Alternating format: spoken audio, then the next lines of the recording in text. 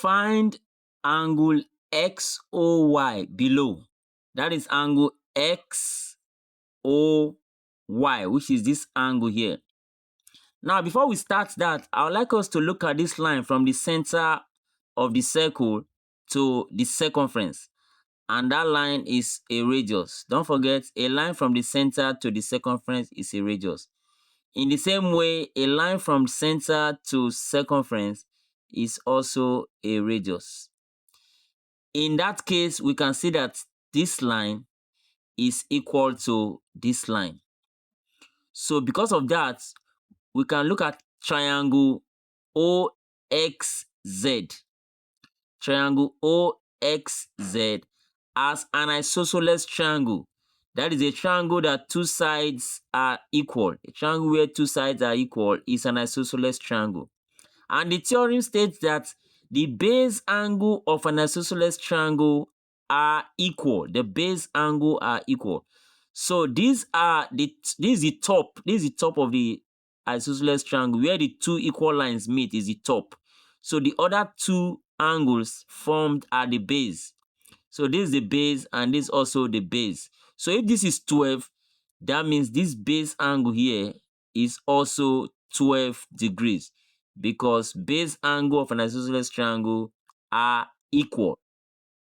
Now, in the same way, just like I've established that this is the radius of the circle, then from this center to this circumference is also a radius.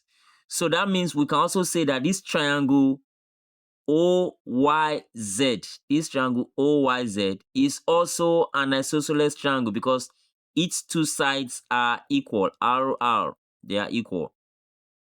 And then again, the base angle of an isosceles triangle are equal. So if this is 48, that means the whole of this base angle should also be 48 degrees because base angle of an isosceles triangle are equal. So if this is 48, then this base angle here should also be 48. But a portion of the base angle is already 12. So this angle is already 12.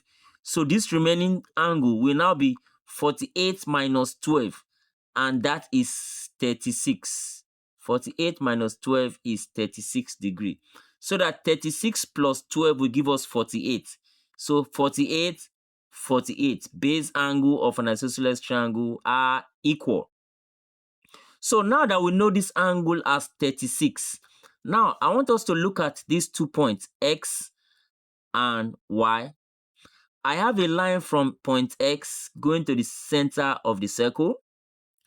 I also have a line from point Y going to the center of the circle. And the two of them form this angle here. Hope you can see that angle. Angle XOY that we're looking for.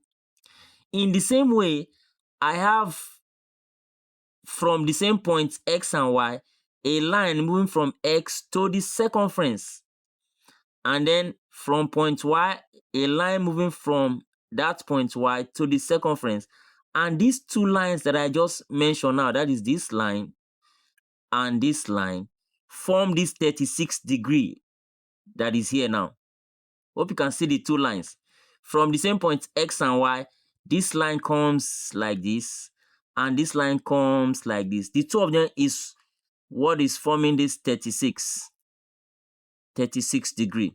So now when you have a situation where lines are coming from the same point like that, or from the same arc like that, and they form angles at the center and then angles at the circumference, then the theorem there says that angle at center is twice angle at the circumference.